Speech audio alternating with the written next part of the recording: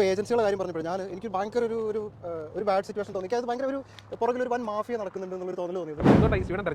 Sweden സത്യത്തിൽ എനിക്ക് Canada എന്നുള്ള കൺസെപ്റ്റ് ആയിരുന്നു ഫസ്റ്റ് മുതൽ ഉണ്ടായിരുന്നു. പിന്നീട് നമ്മളിവിടെ ഷാലു ഉണ്ട്. ഷാലുവിനെ നമ്മൾ യാദൃശികമായിട്ട് ഇവിടെ യൂണിവേഴ്സിറ്റി വെച്ച് പരിചയപ്പെട്ടാണ്. മലയാളിയാണ്. ഷാലിന്റെ നാട് എവിടെയാണ്? ഞാൻ തൃശ്ശൂരാണ്. ഇപ്പോൾ 2 വർഷത്തോളമായി ഇവിടെ സ്വീഡനിൽ. അപ്പോൾ എന്ത് കോഴ്സാണ് പഠിക്കുന്നത്? ഞാൻ ഇന്റർനാഷണൽ ലോജിസ്റ്റിക്സ് ആൻഡ് സപ്ലൈസ്. ലോജിസ്റ്റിക്സിന് എനിക്ക് തോന്നുന്നു കുറേ സ്റ്റുഡൻസ് ഉണ്ട് ഇവിടെ അല്ലേ, മലയാളികൾ? കമ്പാരിറ്റീവ്ലി ലോജിസ്റ്റിക്സ് എല്ലാവരും എടുക്കുന്നുണ്ട് ഇപ്പം കോഴ്സ്. ഇപ്പം എൻ്റെ ബാച്ചിൽ ഒരു 6 പേരുണ്ടായിരുന്നു. അപ്പം നമ്മുടെ ജൂനിയേഴ്സായിട്ട് പിന്നീട് വന്നിട്ടുള്ള 2024 ബാച്ചിൽ കുറച്ചുകൂടെ അധികം പേരുണ്ട്. കുറച്ചും കൂടെ ഫേമസ് ആയിട്ട് വരുമെന്ന് തോന്നുന്നു. അപ്പോൾ ഏതാ നിങ്ങളുടെ ക്ലാസ് ഒക്കെ നടക്കുന്നത് എവിടെയാണ്? ഇത് കമ്മ്യൂണിക്കേഷന്റെ ബിൽഡിംഗ് ആണ്. ഞങ്ങള് ജിപ്സ് എന്ന് പറയും. എൽസ ഞാൻ കണ്ടിരുന്നു. അപ്പോൾ എൽസ എന്നോട് പറഞ്ഞു ഇതുപോലെ എൽസ നിങ്ങളുടെ ജൂനിയർ ആയിട്ട് പഠിക്കുന്നത്. ഷോപ്പിംഗ് ഒക്കെ ഇഷ്ടപ്പെട്ടു. എന്തുകൊണ്ടാണ് ഈ സ്വീഡൻ തെരഞ്ഞെടുത്തേ? സ്വീഡൻ സത്യത്തിൽ എനിക്ക് കാനഡ എന്നുള്ള ഒരു കൺസെപ്റ്റ് ആയിരുന്നു ഫസ്റ്റ് മുതലേ ഉണ്ടായിരുന്നു. പിന്നീട് സ്വീഡൻ എന്ന് പറഞ്ഞാൽ ആരും അങ്ങനെ ഓപ്റ്റ് ചെയ്യാത്തൊരു കൺട്രിയാണ്. പിന്നെ അത്രയും ക്രൗഡഡ് അല്ല. അപ്പോൾ മറ്റ് കൺട്രീസൊക്കെ ഇപ്പോൾ ഈ ഗ്രേറ്റ് മൈഗ്രേഷൻ, നമ്മുടെ ഈ പോസ്റ്റ് കോവിഡിന് ശേഷം ഭയങ്കരമായിട്ട് മൈഗ്രേഷൻ ഒക്കെ കൂടി. എല്ലാവരും എല്ലാ കൺട്രീസിലും ഇപ്പോൾ ഇംഗ്ലീഷ് സ്പീക്കിംഗ് കൺട്രീസ് എല്ലാവരും ചൂസ് ചെയ്ത് മൈഗ്രേഷൻ ഭയങ്കരമായിട്ട് ഇൻക്രീസ് ചെയ്തു. കുറവാണ്. മലയാളികൾ മാത്രം മൈഗ്രേഷൻ തന്നെ കുറവാണ്. ഞാൻ അന്ന് ചെക്ക് ചെയ്യുന്ന സമയത്ത് ഏകദേശം എനിക്ക് തോന്നുന്നു 20,000 ആളുകളോ അങ്ങനെ മാക്സിമം ഉണ്ടാകും. മലയാളികൾ എനിക്ക് തോന്നുന്നു ഒരു 5000 താഴെ, ഒരു 3000 റേഞ്ചാണ് സ്വീഡനിലെ ആകമാന മലയാളികൾ. അതിൽ കൂടുതൽ ആളുകളും വന്നിട്ടുള്ളത് IT ജോലിക്കായിട്ട് വന്ന് ഇന്ത്യൻ IT കമ്പനികളിൽ നിന്ന് ഇവിടെ വന്നിട്ട് ഇവിടെ കമ്പനി മാറി ഇവിടെ സെറ്റിലായ ആളുകളാണ് കൂടുതലും. എനിക്ക് തോന്നുന്നു സ്റ്റുഡൻറ് മൈഗ്രേഷൻ കൂടിയത് ഒരു 2017-18 സമയത്താണ് തുടങ്ങിയത്. അതിന് മുമ്പ് ഇവിടെ വന്നിട്ടുണ്ട്. എനിക്ക് യൂട്യൂബിലൊക്കെ പലരും കമന്റ് ചെയ്തിട്ടുണ്ട്. 2010-12 ഇവിടെ അന്ന് എനിക്കൊന്ന് 2010 മുമ്പ് ഇവിടെ എഡ്യൂക്കേഷൻ ഫ്രീ ആയിരുന്നു. എനിക്ക് കറക്റ്റ് അറിയില്ല ഇയർ, മുൻപ് ഫ്രീ ആയിരുന്നു. അന്ന് ഇവിടെ വന്നിട്ട് PhD ചെയ്ത ആളുകളുണ്ട്. 2010 PhD ചെയ്തിട്ട് ഇവിടുന്ന് പിന്നെ തിരികെ പോയി US പോയി വർക്ക് ചെയ്യുന്ന കുറേ ആളുകളുണ്ട്. യോങ് ഷോപ്പിംഗ് യൂണിവേഴ്സിറ്റിയിൽ ആദ്യത്തെ മലയാളി സ്റ്റുഡൻ്റ് ആണെന്നൊക്കെ പറഞ്ഞ ഒരാൾ എനിക്ക് കമന്റ് ഇട്ടിരുന്നു. ആരാന്ന് എനിക്കറിയില്ല. അപ്പം പുള്ളി എന്നോട് പിന്നെ എനിക്ക് ഇൻസ്റ്റാഗ്രാമിൽ ഒരാൾ വന്നിട്ട് കമന്റ് ഇട്ടിരുന്നു ഇതുപോലെ പുള്ളി ഒരു 10-15 വർഷം മുമ്പ് ഇവിടെ പഠിച്ചാന്നൊക്കെ പറഞ്ഞു. ഞാനിവിടെ വന്നിട്ട് കുറേ പേര് പരിചയപ്പെടുന്നുണ്ട്. അവര് ഭയങ്കര അവരുടെ പഴയ കാലത്തെ എക്സ്പീരിയൻസ് ഒക്കെ പറയുമ്പോൾ നമുക്ക് അന്നത്തെ എനിക്ക് തോന്നുന്നു കുറച്ചുകൂടെ സിറ്റുവേഷൻ കുറച്ചുകൂടെ ഈസി ആയിരുന്നു. നമുക്ക് വേണമെങ്കിൽ അങ്ങോട്ട് നടക്കാം. അപ്പോൾ അന്നത്തെ സിറ്റുവേഷൻ കുറച്ചുകൂടെ ഈസി ആയിരുന്നു. അന്ന് എനിക്ക് തോന്നുന്നു ഈ ഒരു 28,000 സാലറി റിക്വയർമെന്റ് ഇല്ലായിരുന്നു. 13,000 മതിയായിരുന്നു. അപ്പോൾ എന്തെങ്കിലും ഒരു ചെറിയ ജോലി കിട്ടിയാൽ നമുക്ക് ആ സാലറി മീറ്റ് ചെയ്യാം, അത് വെച്ചിട്ട് വിസയ്ക്ക് വെക്കാം, പിന്നീട് അത് വെച്ച് PR കിട്ടുക, അങ്ങനെ രക്ഷപ്പെട്ട കുറേ ആളുകളുണ്ട്. പക്ഷേ കഴിഞ്ഞ വർഷം എനിക്ക് തോന്നുന്നു ഇവിടുത്തെ ഗവൺമെന്റ് മാറി. കഴിഞ്ഞ വർഷമല്ല, ഈ പുതിയ 2022 ഒരു ഗവൺമെന്റ് മാറി. ഈ സാലറി റിക്വയർമെന്റ് കൂട്ടിയതോടുകൂടി പല കുട്ടികൾക്കും എനിക്ക് തോന്നുന്നു ലൈഫ് വളരെ ബുദ്ധിമുട്ടാണ്. ആ ഒരു റേഞ്ചിലേക്കുള്ള സാലറി കിട്ടണമെന്നുണ്ടെങ്കിൽ ഒന്നുകിൽ വൈറ്റ് കോളർ ജോലി വേണം. അപ്പോൾ ആളുകൾ വളരെ പ്രതീക്ഷയോടുകൂടി വരുമ്പോൾ അവരുടെ ഒരു പ്രതീക്ഷ എന്ന് പറയുന്നത് പലരും എനിക്ക് തോന്നുന്ന നാട്ടിലുള്ള ഏജൻസികളും കുറെ വ്ളോഗേഴ്സും പറയുന്ന കാര്യങ്ങൾ മാത്രം കേട്ടിട്ടാണ് വരുന്നത്. ഇപ്പോൾ ഏജൻസികളുടെ കാര്യം പറഞ്ഞപ്പോൾ എനിക്ക് ഭയങ്കര ഒരു ബാഡ് സിറ്റുവേഷൻ തോന്നി. അത് ഭയങ്കര പുറകിൽ ഒരു വൻ മാഫിയ നടക്കുന്നുണ്ട് എന്നുള്ളൊരു തോന്നൽ തോന്നിയത്. ഒരിക്കൽ ഞാൻ ഇതുപോലെ ഒരു വീഡിയോ കാണുന്നുണ്ടായി. ഇതുപോലെ സ്വീഡൻ ഭയങ്കര സംഭവമാണ്. സ്കാൻഡിനേവിയൻ കൺട്രീസിൽ എസ്പെഷ്യലി സ്വീഡൻ മൈഗ്രേറ്റ് ചെയ്യാൻ ഭയങ്കര ഫ്രണ്ട്ലിയാണ്. ഇവിടെ വന്ന ഭയങ്കര ജോബ് ഓപ്പർച്യൂണിറ്റി, ഭയങ്കര തള്ളലൊക്കെ ആയിരുന്നു. അപ്പം ഞാൻ ആ വീഡിയോ കണ്ടത് അതിനുശേഷം അതിൻ്റെ താഴെ ഒരു കമൻറ്റ് ഇട്ടാണ്. ഒരുപാട് വ്യൂസ് ഉള്ളൊരു വീഡിയോ കേട്ടോ. അതിന് താഴെ ഒരു കമൻറ്റ് ഇട്ടു, റിയൽ എക്സ്പീരിയൻസ് അറിയണമെന്നുണ്ടെങ്കിൽ എൻ്റെ ഇൻസ്റ്റാഗ്രാമിൽ ഒന്ന് പിങ് ചെയ്താൽ മതി, ഞാൻ റിപ്ലൈ തരാം, ഞാൻ എൻ്റെ ഇൻഫർമേഷൻ തരാം എന്ന് പറഞ്ഞിട്ട് അവർ ആ കമൻറ്റ് ഡിലീറ്റ് ചെയ്ത് കളഞ്ഞു. അപ്പോൾ ഇതൊരു മാഫിയ പോലെ ശരിക്കും ബിസിനസ്സാണ്. അതെന്താണെന്ന് വെച്ച് കഴിഞ്ഞാൽ ഇപ്പോൾ ഇൻസ്റ്റാഗ്രാമിൽ ഒരു വീഡിയോ ഇട്ടാൽ അവർ കൂട്ടമായിട്ട് വന്നിട്ട് റിപ്പോർട്ട് അടിക്കുക അങ്ങനെയൊക്കെയുണ്ട്. പക്ഷേ യഥാർത്ഥത്തിൽ ഇവിടെ നല്ല ഓപ്പർച്യൂണിറ്റീസും ഉണ്ട്. പക്ഷെ ആ കുട്ടികളെ ആ കറക്റ്റ് ഡയറക്ഷന് ഗൈഡ് ചെയ്ത് വിട്ടില്ലെങ്കിൽ ബുദ്ധിമുട്ടാണ്. കാരണം ഇവിടെ വന്ന് ജീവിതത്തിൽ രക്ഷപ്പെട്ട ധാരാളം ആളുകൾ, രക്ഷപ്പെടുക എന്ന് പറയുമ്പോൾ നല്ല ജോലി കിട്ടി സെറ്റിലായി PR എടുത്ത് പാസ്പോർട്ടൊക്കെ എടുത്ത് ഇവിടെ ജീവിക്കുന്ന ധാരാളം മലയാളികളുണ്ട്. എന്നാൽ എല്ലാവർക്കും അത് ഓപ്പർച്യൂണിറ്റി കിട്ടണമെന്നില്ല. ഓപ്പർച്യൂണിറ്റി കിട്ടണമെന്നുണ്ടെങ്കിൽ നമ്മളൊരു കറക്റ്റ് ട്രാക്കിൽ പോകണം. എനിക്ക് തോന്നുന്നു പ്രത്യേകമായിട്ട് ലാംഗ്വേജ് പഠിക്കാനുള്ള ഫോക്കസ് വേണം. പിന്നെ നാട്ടിൽ നിന്നും ഭീമമായ ഒരു ലോണൊക്കെ എടുത്തിട്ട് ആളുകൾ വരുമ്പോൾ അവരുടെ ഒരു ബുദ്ധിമുട്ടെന്ന് പറയുന്നത് അവർ പിന്നെ പാർട്ട് ടൈം ചെയ്ത് എങ്ങനെയാലും ലോൺ അടയ്ക്കാനാണ്. അപ്പോൾ ഇതിനിടയ്ക്ക് ഇവർക്ക് ലാംഗ്വേജ് പഠിക്കാൻ സമയമില്ല. ഇപ്പം ഞാൻ തന്നെ ഇവിടെ SFE എന്ന് പറഞ്ഞാൽ അറിയാലോ, സ്വീഡിഷ് ഫോർ മൈഗ്രൻസ്. അപ്പോൾ അതിന് 2 പ്രാവശ്യം ഔട്ടായി. കാരണം എനിക്ക് ടൈം മാനേജ് ചെയ്യാൻ പറ്റില്ല. ഇപ്പോൾ എൻ്റെ ഈവനിങ് കോഴ്സ് ആയിരിക്കും, 3 മണിക്കൂർ കണ്ടിന്യൂസ് സ്ട്രൈറ്റ് അറ്റൻഡ് ചെയ്യേണ്ടി വരും. അപ്പോൾ നമുക്ക് ചില സമയത്ത് മെന്റലി ചിലപ്പോൾ വേറെ എന്തെങ്കിലും സ്ട്രെസ്ഡ് ആയിട്ടിരിക്കുന്ന സമയത്ത് നമുക്ക് ഇത് അറ്റൻഡ് ചെയ്യാൻ അത്ര ഈസി അല്ല. അത് മൈഗ്രൻസിന്റെ SFE എന്ന് പറയുന്നത് ഇവിടെ ജോലി ഇല്ലാതെ നിൽക്കുന്ന അതുപോലെ റെഫ്യൂജീസ് ആയിട്ട് വന്ന ആളുകൾ കൂടുതലും ആ ഒരു കോഴ്സിനാണ് പോകുന്നത്. ഇവിടെ പഠിക്കാൻ വരുന്നവരുടെ ഒരു പ്രശ്നം, വേറൊരു സ്വീഡനെ പറ്റി മാർക്കറ്റ് ചെയ്യുന്ന ഒരു കാര്യം, ഇവിടെ അൺലിമിറ്റഡ് ജോലി ചെയ്യാം. ഒരു ദിവസം 24 മണിക്കൂറേ ഉള്ളൂ. 8 മണിക്കൂർ എനിക്ക് പഠിക്കണം, പിന്നെ അസൈൻമെന്റ് വെക്കണം, മറ്റു കാര്യങ്ങളെല്ലാം ചെയ്യണം. അതിന്റെ കൂടെ നമുക്ക് അൺലിമിറ്റഡ് ജോലി ചെയ്യാന്ന് പറയുന്നത് പ്രാക്ടിക്കലി പോസിബിൾ അല്ല. അതിനും എനിക്കൊരു റിയൽ എക്സ്പീരിയൻസ് എൻ്റെ ലൈഫിൽ ഉണ്ടായത്. അപ്പം ഞാനൊരു ഇന്റേൺഷിപ്പ് ചെയ്തിരുന്നു ഇവിടെ. അപ്പോൾ ഇന്റേൺഷിപ്പ് ചെയ്യാന്നുള്ളതാണ് ഇവിടുത്തെ എനിക്ക് മനസ്സിലായിട്ടുള്ള എൻ്റെ പേഴ്സണൽ എക്സ്പീരിയൻസ് എന്ന്. ഇന്റേൺഷിപ്പ് അല്ലെങ്കിൽ സമ്മർ ജോബ് ഇങ്ങനെയുള്ള ഒരു എൻട്രിയാണ് നമുക്കൊരു ഒരു സ്റ്റുഡൻറ് എന്നുള്ള നിലയ്ക്ക് ഒരു ജോബ് മാർക്കറ്റിലോട്ടുള്ള ഒരു എൻട്രി. I'm not eligible to do full time job. I can do only part time job. Part time job പക്ഷേ ആളുകൾ പ്രൊമോട്ട് ചെയ്യുന്ന ഫുൾ ടൈം ജോലി ചെയ്യാൻ അതിൽ കുറേ ഈ നിയമത്തിൻ്റെതായിട്ടുള്ള കുറേ ലൂപ്പ് ഹോൾ കുറേ കാര്യങ്ങളുണ്ട്. നമുക്ക് എന്താ പറയാ, ആളുകൾക്ക് പറഞ്ഞാൽ അത് എങ്ങനെ മനസ്സിലാക്കി കൊടുക്കാൻ നമുക്കറിയാം. അത് നമ്മൾ ഇവിടെ നിന്ന് പറയുമ്പോൾ ആളുകൾ പലപ്പോഴും ആളുകൾക്ക് എന്താണ് കേൾക്കേണ്ടത് അത് അവരെവിടെയെങ്കിലും പോയി കേട്ടോ. അപ്പൊ നമ്മൾ സത്യാവസ്ഥ പറഞ്ഞു. ഇതെന്ത് ബിൽഡിംഗ് ആണ് ഇത്? ഈ ഒരു ബിൽഡിംഗ് ഇത് കെ ഹൗസ് എന്നാണ് പറയാ. ഇതിനകത്താണ് ഇവിടെ ഹെൽത്ത് റിലേറ്റഡ് അതുപോലെ നമ്മുടെ മെന്റൽ കാര്യങ്ങളൊക്കെ. ഇപ്പം സ്റ്റുഡൻസിന് സ്ട്രെസ്ഫുൾ ആയിട്ടുള്ള സിറ്റുവേഷൻ ഒക്കെ ഉണ്ടെങ്കിൽ നമുക്ക് ഇവിടെ കൗൺസിലേഴ്സും നഴ്സുമാരൊക്കെ ഉണ്ട്. അതുപോലെ നമ്മുടെ ഹെൽത്ത് പ്രൈമറി ആയിട്ടുള്ള ചെറിയ ഹെൽത്ത് ചെക്കപ്സ് ഒക്കെ ഇവരിവിടെ ചെയ്യും. നമുക്ക് ചെന്ന് കഴിഞ്ഞാൽ ഇവിടെ കുറച്ച് ക്യാമ്പ് പോലത്തെ പരിപാടികളൊക്കെ ഉണ്ട്.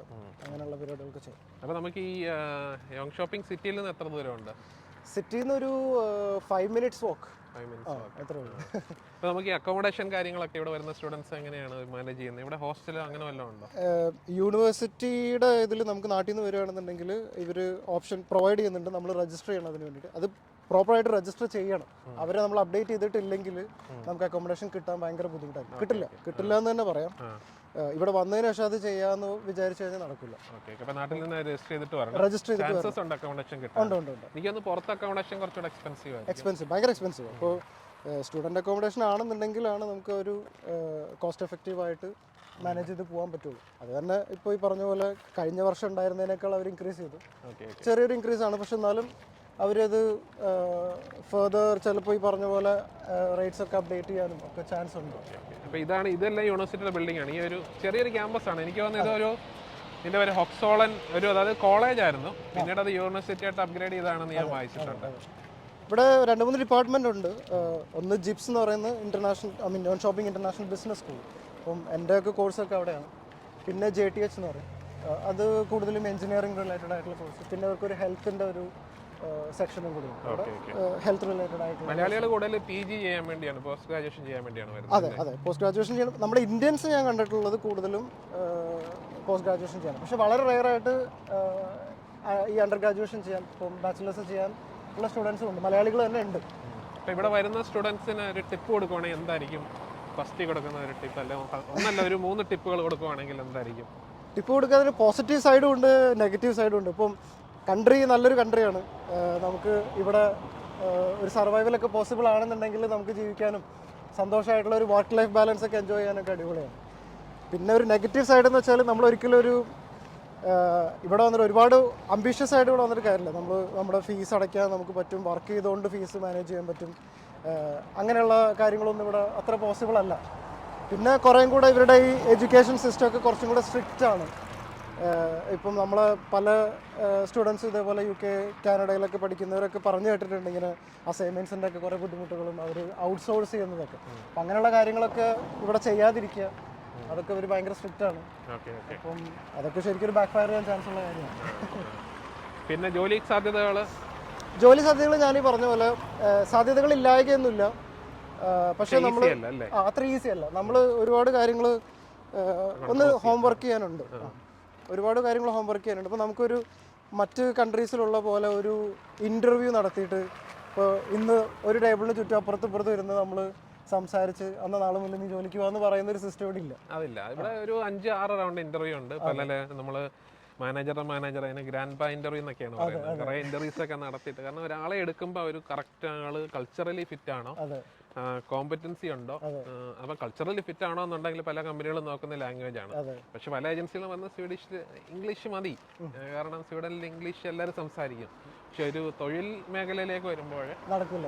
അത്ര ഈസി അല്ല ഇംഗ്ലീഷ്. ഈവൻ ഇന്റർനാഷണൽ കമ്പനീസ് പോലും അവർ ഒഫീഷ്യലി ഇംഗ്ലീഷാണ് സംസാരിക്കുന്നത് എന്ന് പറഞ്ഞാൽ പോലും അവരുടെ internal communications, even teams communication ഒക്കെ എല്ലാം സ്വീഡിഷിലായിരിക്കും. അവരത് പ്രിഫർ ചെയ്യുന്നത്.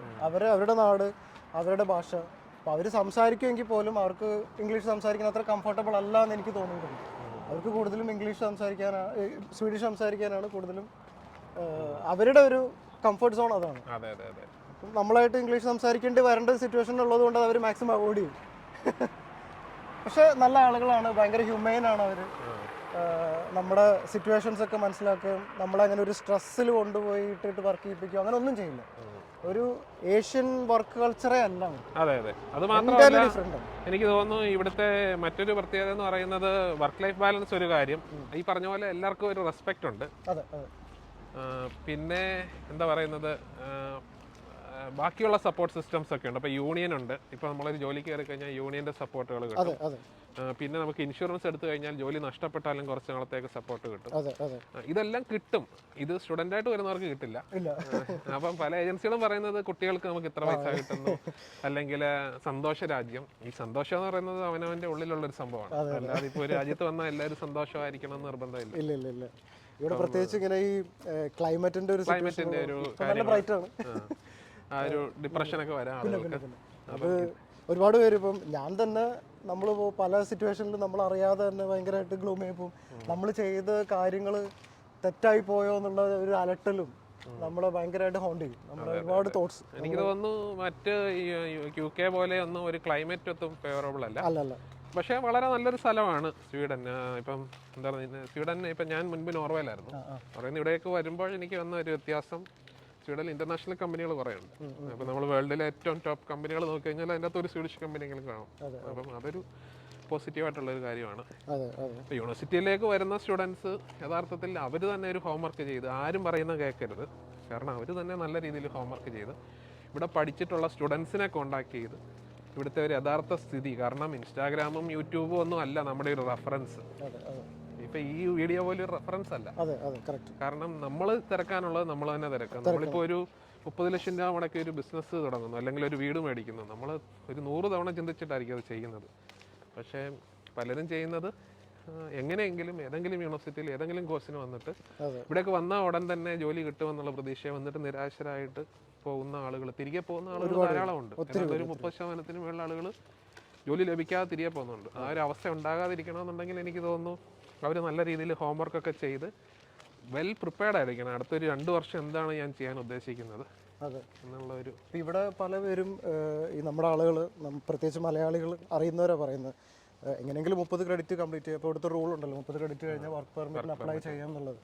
എങ്ങനെയെങ്കിലും അത് കംപ്ലീറ്റ് ചെയ്യുക, എന്നിട്ട് വർക്കിലോട്ട് മാറുക എന്നുള്ളൊരു കൺസെപ്റ്റോട് കൂടിയിട്ട് നാട്ടിൽ വരുന്നത്. ഇവിടെ വന്ന് റിയാലിറ്റി മനസ്സിലാക്കുമ്പോൾ ഈ പറഞ്ഞ പോലെ ഭയങ്കര അവർ ഫോഴ്സ്ഫുള്ളി ഡിപ്രഷനിലോട്ട് പോകും. സെക്കൻഡ് സെമ്മിലേക്കുള്ള ഫീസ് ഇവിടെ വർക്ക് ചെയ്ത് കിട്ടുമെന്ന് പറഞ്ഞ് ഈ യൂണിവേഴ്സിറ്റി അല്ല മറ്റൊരു യൂണിവേഴ്സിറ്റിയിൽ നിന്നുള്ള കുറേ സ്റ്റുഡൻസ് എനിക്ക് മെസ്സേജ് അയച്ചു. അപ്പോൾ അവരോട് ഏജൻസി പറഞ്ഞത് സെക്കൻഡ് സെമ്മിലേക്കുള്ള ഫീസ് നിങ്ങൾക്ക് ഇവിടെ തന്നെ വർക്ക് ചെയ്ത് കിട്ടും. അപ്പം ഫസ്റ്റ് സെമ്മിലേക്കുള്ള ഫീസുമായിട്ട് നിങ്ങളിവിടെ വന്നാൽ മതി എന്നുള്ളത്. പിന്നെ ഒരു ഭയങ്കര സ്ട്രെസ്ഫുൾ സിറ്റുവേഷനിലേക്കാണ് പോകുന്നത്. കാരണം ഈ ഫീസ് അടയ്ക്കാൻ പറ്റുന്നില്ല, കോഴ്സ് കണ്ടിന്യൂ ചെയ്യാൻ പറ്റുന്നില്ല, അവർക്ക് പാർട്ട് ടൈം കിട്ടുന്നില്ല.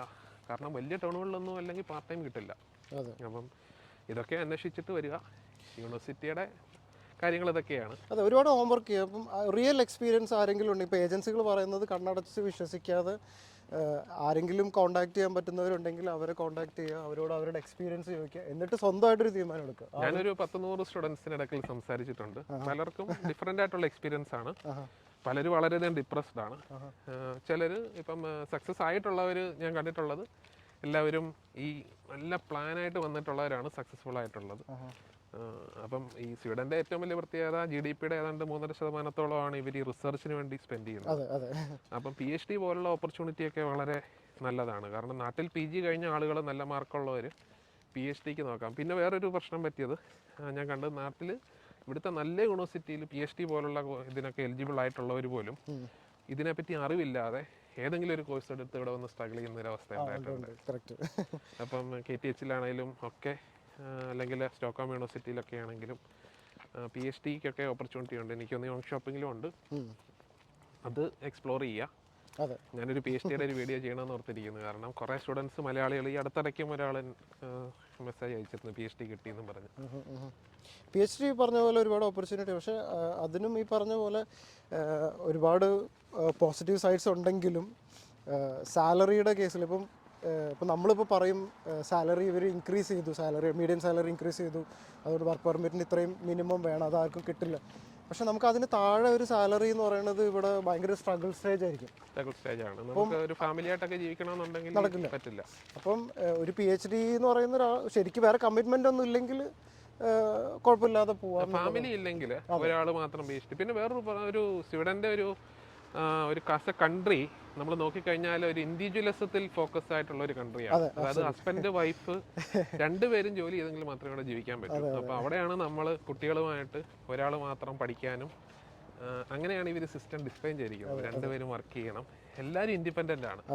13 വയസ്സുള്ള ഒരു കുട്ടിക്ക് അവരുടെ പേരൻസിന് മെഡിക്കൽ റെക്കോർഡ്സ് കാണാൻ പറ്റില്ല 13 വയസ്സാകുമ്പോൾ. അപ്പം ഒരു 13 വയസ്സാകുന്ന ഒരു കുട്ടി ഇൻഡിപെൻഡൻ്റ് ആയിട്ട് വളരണം. അങ്ങനെയാണ് ഇവരുടെ സിസ്റ്റം ഡിസൈൻ ചെയ്ത് വെച്ചിരിക്കുന്നത്. അങ്ങനെയുള്ള രാജ്യത്തേക്കാണ് നമ്മൾ ഇത്രയുള്ളൊരു ഡിപ്പെൻഡൻസി ഉള്ള ആളുകൾ വരുന്നിട്ട് സ്ട്രഗിൾ ചെയ്യുന്നത്. അപ്പം രണ്ടുപേരും ജോലി ചെയ്യുക, ഫാമിലി ഉണ്ടെങ്കിൽ അതൊരു വലിയൊരു ഫാക്ടറാണ്. ഒരാളുടെ ജോലി വെച്ച് സർവൈവ് ചെയ്യാൻ പറ്റില്ല. കറക്റ്റാണ്. അപ്പോൾ അത് തന്നെയാണ് ഇതിൽ നമുക്ക് ഈ പറഞ്ഞ പോലെ ഒരുപാട് കാര്യങ്ങൾ അറിയാനുണ്ട് ഒരു തീരുമാനം എടുക്കുന്നതിനൊക്കെ മുന്നേ. ഇപ്പം ഞാനാണെങ്കിലും ഒത്തിരി കാര്യങ്ങൾ അറിയുന്നവരോട് ചോദിക്കുകയും ഇവിടെ ഉണ്ടായിരുന്ന ആളുകളെ കോൺടാക്ട് ചെയ്യാൻ ശ്രമിക്കുകയും, അത് മലയാളികൾ മാത്രമല്ല കേട്ടോ ഞാൻ പറയുന്നത്. അപ്പം എൻ്റെ കോഴ്സ് പഠിച്ച ആളുകളെ, ഇപ്പം ജോലി ചെയ്യുന്ന ആളുകളൊക്കെ ഞാൻ കോൺടാക്ട് ചെയ്യാൻ ശ്രമിക്കുകയും അവരുടെ ഇൻഫർമേഷൻ എക്സ്പീരിയൻസ് എടുക്കുകയൊക്കെ ചെയ്തിട്ടാണ് ഞാനിങ്ങോട്ട് വന്നത്. അപ്പോൾ എനിക്കറിയായിരുന്നു ഇവിടെ വരുന്നതിന് മുന്നേ ഇങ്ങനെയൊക്കെയുള്ള ബുദ്ധിമുട്ടുണ്ടെന്നുള്ളത്. പക്ഷേ ഒരു പ്രാക്ടിക്കൽ എക്സ്പീരിയൻസ് വന്നപ്പോൾ നമുക്ക് ഫേസ് ചെയ്യാൻ പറ്റുന്നുണ്ടായിരുന്നില്ല. അറിഞ്ഞിട്ട് പോലും എനിക്കത്രയും ആരും സപ്പോർട്ട് ചെയ്യാൻ വരില്ല. ഞാൻ കണ്ട ഒരു ഇതെന്ന് വെച്ച് കഴിഞ്ഞാൽ ആരും നമുക്കൊരു സ്ട്രഗിൾ ഉണ്ടെങ്കിൽ നമ്മുടെ നാട്ടിലെ പോലെ ആരും വന്ന് നമ്മളെ സപ്പോർട്ട്, നമ്മൾ തന്നെ അത് സോൾവ് ചെയ്തോണം. അപ്പം ആ ഒരു ഇൻഡിപെൻഡൻ്റ് ആയിട്ട് ജീവിക്കാനുള്ള ഇതുള്ളവർ വന്നെങ്കിലേ ഇവിടെ നമുക്ക് സക്സസ്ഫുൾ ആകാൻ പറ്റും. അപ്പോൾ ഇത് നമ്മളിപ്പോൾ സിറ്റി എത്തിയല്ലേ, അത് ബസ് സ്റ്റോപ്പ് അവിടെയാണ്, ഷോപ്പിംഗ് ടൗൺ അവിടെയാണ്. അത് റോഡ്സ് പാർക്ക് എന്ന് പറയുന്ന ഇതൊരു പാർക്കാണല്ലേ. ഇവിടെ എനിക്ക് തോന്നുന്നു ഇപ്പോൾ ഈ സ്പ്രിങ്ങിൻ്റെ ഒക്കെ പൂക്കളൊക്കെ വന്നിട്ടുണ്ട്. അവിടെ നല്ല പൂക്കളൊക്കെ ഞങ്ങൾ കണ്ട്. ഇപ്പൊ ഇനി വെനസ്ഡേ സ്നോ എന്ന് പറയുന്നുണ്ട്. വെനസ്ഡേ സ്നോ എന്ന് പറയുന്നത്. പക്ഷേ എന്നാലും ഇന്ന് നല്ല ക്ലൈമറ്റ്. ഈ ഒരു ക്ലൈമറ്റ് ഒരിക്കലും സ്വീഡനിൽ മാർച്ച് മാസത്തെ കാണാറില്ലാത്ത ഒരു ക്ലൈമറ്റ് ആണ്. ഇപ്രാവശ്യം ഭയങ്കര സ്നോ ഒക്കെ കുറവായിരുന്നു. അതെ. ഒരു 2-3-4 ദിവസമൊക്കെ ഉണ്ടായിരുന്നുള്ളൂ. സാധാരണ കഴിഞ്ഞ പ്രാവശ്യമൊക്കെ ഭയങ്കര ഹെവി ആയിരുന്നു. അതെ. എനിക്ക് തോന്നുന്നു ഞങ്ങളെക്കാളും കുറച്ചുകൂടെ സ്നോ കുറവാണ് നിങ്ങൾക്ക്. എനിക്ക് തോന്നുന്നു കുറച്ചുകൂടെ കാറ്റും തണുപ്പും, കാറ്റുള്ളതുകൊണ്ട് കുറച്ച് തണുപ്പ് അനുഭവപ്പെടുമെന്ന് തോന്നുന്നു. സ്റ്റോക്ക്ഹോം ഏരിയ കുറച്ചും കൂടെ നോർത്തിലോട്ട് പോകുമ്പോൾ തണുപ്പ് ആ ഏരിയയിൽ നല്ല താമസം. അതെ. സ്റ്റോക്ക്ഹോമിൽ കുറച്ചുകൂടെ തണുപ്പുണ്ട്. അപ്പോൾ ഇതൊക്കെയാണ് യോങ് ഷോപ്പിൻ്റെ വിശേഷങ്ങൾ. ഇവിടെ മനോഹരമായ ഒരു ലേക്ക് ഉണ്ട്. ഇവിടെയാണ് ബസ് സ്റ്റോപ്പ്, ബസ് സ്റ്റാൻഡ്. എനിക്ക് തോന്നുന്നു സ്റ്റോക്ക്ഹോമിലേക്കൊക്കെ പോകാനുള്ള ബസ്സുകളും ട്രെയിൻ സ്റ്റേഷനും ഇവിടെ തന്നെയാണ് ട്രെയിൻ സ്റ്റേഷൻ. ഇപ്പോൾ യൂണിവേഴ്സിറ്റിയിൽ നിന്ന് നമുക്ക് ട്രെയിൻ സ്റ്റേഷനിലേക്ക് ഒരു 5 മിനിറ്റ് കൊണ്ട് നടന്നു പോകാനുള്ള ദൂരമേ ഉള്ളൂ. ഇവിടെ ഫ്ലിക്സ് ബസ്സും അതുപോലെ സ്റ്റോക്ക്ഹോമിലേക്ക് പോകാനുള്ള ബസ്സുകളൊക്കെ കഴിഞ്ഞ സ്റ്റോക്ക്ഹോമിൽ ഇവിടെ വന്നപ്പം ബസ്സിന് പോയത് ഇവിടെ നിന്നാണ്. എല്ലാ പ്രൈവറ്റ് കമ്പനീസ് ഇപ്പോൾ അതൊരു സെൻറ്റർ എന്നാണ് പറയുക. അവിടെ എല്ലാ അതിൻ്റെ ഒരു ഹബ്ബാണ്, എല്ലാ കണക്ടിവിറ്റി ഉണ്ട്. ട്രെയിനും അതുപോലെ ബസ്സും എല്ലാം കണക്ട് ചെയ്യുന്ന അവിടെ തന്നെയാണ്. ഇവിടെ എനിക്ക് തോന്നുന്നു ഇന്ത്യൻ സ്റ്റോറുകളൊക്കെ വളരെ കുറവാണ്. 1-2 ഉണ്ട്, പക്ഷെ അത് കുറച്ച് ദൂരെയാണ്. നമ്മൾ അത്രയും അത്യാവശ്യമുള്ള സാധനങ്ങളൊക്കെ നമുക്ക് അന്വേഷിച്ച് തേടി പിടിച്ചൊക്കെ പോയി മേടിക്കാം. പിന്നെ കുറേയും കൂടെ ഈ ഇറാനിയൻ, അറബ് സ്റ്റോറുകളൊക്കെ ഉണ്ട്. അപ്പം അവിടെ പോയി കഴിഞ്ഞാൽ നമുക്ക് മസാലകളൊക്കെ കിട്ടും. അതൊക്കെ പ്രിഫർ ചെയ്യുന്നവർക്ക് തേടി പിടിച്ച് പോകണമെന്ന് മാത്രം. നമുക്ക് അങ്ങനെ അത്ര ഈസി ആക്സസ് ഉള്ളതല്ല. ചിലപ്പോൾ വരുമായിരിക്കും. ഇനിയിപ്പോൾ നമ്മുടെ കുറേ മലയാളികളൊക്കെ വന്നു കഴിയുമ്പോൾ ആരെങ്കിലും ഒക്കെ തുടങ്ങും. സ്റ്റോക്ക്ഹോമിലൊക്കെ നമുക്ക് അതൊരു അഡ്വാൻറ്റേജ് ആണ്. ഗോതംബർഗിലും ആ ഒരു അഡ്വാൻറ്റേജ് ഉണ്ട്. ചെറിയ ടൗണുകളിലേക്ക് വരുമ്പോൾ അതൊരു ചലഞ്ചാണ്. പിന്നെ എന്താ പറയുന്നത്, ഇവിടുത്തെ ഒരു കുക്കിങ്ങിൽ നമുക്ക് അത്രയും നാട്ടിലെ പോലെ കുക്ക് ചെയ്യാനൊന്നും സമയം കിട്ടില്ല. ഇല്ല. എന്തെങ്കിലും കഴിച്ചൊക്കെ അങ്ങനെ അഡ്ജസ്റ്റ് ചെയ്ത് അങ്ങ് പോകും. അപ്പം ഫുഡിന്റെ ടൈമിംഗ് ഒന്നും അത്ര നമ്മൾ സ്പെൻഡ് ചെയ്തിട്ട് കാര്യമില്ല. നമ്മുടെ ബാക്കിയുള്ള കാര്യങ്ങളും നടക്കില്ല. അതെ. മാത്രമല്ല നമ്മുടെ കുക്കിംഗ് ഒക്കെ കുറേ ടൈം എടുക്കുന്ന കുക്കിംഗ് ആയതുകൊണ്ട് നമുക്ക് വളരെ ബുദ്ധിമുട്ടാണ്. അപ്പം ഇവിടെയാണ് എനിക്ക് തോന്നുന്നു ഈ ഒരു ലേക്ക് ഭയങ്കര ബ്യൂട്ടിഫുൾ ആണ്. അത് ശരിക്കും സ്റ്റോക്ക്ഹോമിലെ തന്നെ, സ്വീഡനിലെ തന്നെ ലേക്കിന് ചുറ്റും നടക്കുന്ന ഒരു ഇതുണ്ട്. അടിപൊളിയാണ്. അതെ. എനിക്ക് തോന്നുന്നു ലേക്ക് വെത്തന്റെ ഒരു പോർഷനാണ്. ഒരു സൈഡ് ഇപ്പുറത്തുണ്ട്, ഇത് വേറൊരു സൈഡ്, ലേക്ക് വത്തിൻ്റെ വേറൊരു സൈഡാണ്. എന്നോടൊരു സ്വീഡിഷിൽ ഒരാൾ പറഞ്ഞത് അവരുടെ ഒരു ഡ്രീം എന്ന് പറയുന്നത് ഇവിടെ ഈ ലേക്കിന് ചുറ്റും സൈക്ലിംഗ് ചെയ്യുക. ഇതൊരു വലിയൊരു സൈക്കിൾ പാത്തൊക്കെ ഉണ്ടെന്ന് പറഞ്ഞു. ഞാൻ പോയിട്ടില്ല. ഞാൻ പോയിട്ടുണ്ട്. ഞാൻ കഴിഞ്ഞ സമ്മറിൽ ഞങ്ങൾ ഇതുപോലെ എനിക്കൊരു വാക്കിംഗ് ഗ്രൂപ്പ് ഉണ്ടായിരുന്നു. ഒരു സ്വീഡിഷ് ഇച്ചിരി ഒരു മിഡ് ഏജ്ഡ് ആയിട്ടുള്ള ആളുകളാണ്. അപ്പം അവരിതേപോലെ ഓർഗനൈസ് ചെയ്യും. കുറച്ച് പേര്, ഒരു 5-6 പേരുണ്ടായിരുന്നു. അപ്പോൾ ഞങ്ങൾ അവരോട് ജോയിൻ ചെയ്യുകയും ഞങ്ങൾ ഇതുപോലെ ഒരു വാക്ക് ചെയ്യുകയൊക്കെ ചെയ്തായിരുന്നു. സ്പ്രിങ്ങിന്റെ പൂക്കളൊക്കെ വന്നിട്ടുണ്ട്. സാധാരണ ഈ സമയത്ത് കാണുന്നതല്ല, ഇന്ന് ഈ വർഷം കുറച്ച് നേരത്തെയാണ്. ഈ ക്ലൈമറ്റ് ചേഞ്ച് കാരണമാണ് ഇത് കുറച്ച് ഇതായിട്ട്. അതെ, നിങ്ങളതൊക്കെ കാണുമ്പോൾ ഭയങ്കര ബ്യൂട്ടിഫുൾ ആണ്. അതെ, ഇതൊക്കെയായിരുന്നു ഇവിടെ ഫസ്റ്റ് വന്നപ്പോൾ നമുക്ക്. പിന്നെന്താ, ഇത്രയും ആളുകളുണ്ടെങ്കിലേ സിറ്റിയൊക്കെ വളരെ ക്ലീൻ ആണ്, നീറ്റ് ആൻഡ് ക്ലീൻ ആണ്. ഒരു പേപ്പർ കഷ്ണം പോലും നമുക്ക് ഇവിടുന്ന് പെറുക്കിയെടുക്കാൻ പറ്റില്ല. ആളുകളൊക്കെ വേസ്റ്റ് മാനേജ്മെന്റും ഒരു പ്രൈവറ്റ് സ്പേസിനെ ഭയങ്കരമായിട്ട് റെസ്പെക്ട് ചെയ്യുന്ന ഒരു കമ്മ്യൂണിറ്റിയാണ് ഇവർ. അപ്പോൾ നമ്മളൊരു പൊതുസ്ഥലത്ത് എങ്ങനെ പെരുമാറണമെന്ന് ഒരു ചെറുപ്പം തൊട്ട് സ്കൂളുകളിൽ തന്നെ പഠിപ്പിക്കുന്നുണ്ട്. ഈ ബസ് എനിക്ക് സ്റ്റോക്ക്ഹോമിന് വന്ന ബസ്സാണ്. ഈ ഒരു ബസ് VYയുടെ ഒന്ന് സ്റ്റോക്ക്ഹോം അല്ല ഗോതംബർഗ് വന്ന ബസ്സായിരിക്കും. ഇതാണ് ബസ് സ്റ്റോപ്പ് അല്ലേ, ബസ് സ്റ്റാൻഡ്. ഞാൻ ഈ ബസ് സ്റ്റാൻഡ് വന്നിട്ടുണ്ട്. നല്ല നീറ്റ് ആൻഡ് ക്ലീൻ ആണ്. ഒരു പേപ്പർ കഷ്ണം പോലും അവിടെ പെറുക്കാനില്ല. നമ്മളെ പലപ്പോഴും നമ്മുടെ ഒരു KSRTC ബസ് സ്റ്റാൻഡ് ഒക്കെ വെച്ച് നല്ല പ്രൈവറ്റ് ബസ് സ്റ്റാൻഡുകൾ നമ്മുടെ നാട്ടിലെ വെച്ചിട്ട് നോക്കുമ്പോൾ കമ്പാരിസണേ ഇല്ല. നമ്മുടെ നാടായിട്ട് ശരിക്ക് കമ്പയർ ചെയ്യാൻ നമുക്ക് ഒരു കാര്യങ്ങളും ഇവിടെ ഇല്ല എന്ന് വേണം പറയാം. പറയാൻ വേണമെങ്കിൽ പോപ്പുലേഷൻ നമുക്ക് വെയിറ്റ് ചെയ്യാം. പോപ്പുലേഷൻ കൂടുതലാണെന്നൊക്കെ കുറവാണെന്നൊക്കെ പറയാം. പക്ഷേ യഥാർത്ഥത്തിൽ പക്ഷെ പോപ്പുലേഷൻ കൊണ്ട് മാത്രം അങ്ങനെ നമുക്ക് ക്ലീൻ ആയിട്ട് മെയിൻറ്റെയിൻ ചെയ്യാൻ പറ്റില്ല എന്ന് പറയുന്നതോടെ എനിക്കൊരു വിയോജിപ്പ് ചെറുതായിട്ടുണ്ട്. അത് നമ്മുടെ ഒരു പ്രോപ്പർ മിസ്മാനേജ്മെന്റ് എന്ന് പറയുന്നത് നമ്മളെ ചെറുപ്പം തൊട്ടേ നമ്മൾ പഠിപ്പിക്കുന്നത് മറ്റുള്ളവരുടെ സ്പേസിനെ നമ്മൾ റെസ്പെക്ട് ചെയ്യുന്നില്ല. ഇപ്പം നമ്മളാണെങ്കിൽ പോലും നാട്ടിൽ പോയി കഴിഞ്ഞാൽ ഈ ഇവിടെ ജീവിക്കുന്നതിന് നേരെ ഓപ്പോസിറ്റ് ആയിരിക്കും. അപ്പം നമുക്ക് ഒരു പേപ്പർ ഇടാൻ വലിയ മടിയൊന്നും നാട്ടിലുണ്ടാവില്ല. ഇവിടെ നമുക്ക് ചെയ്യാൻ മടിയാണ്.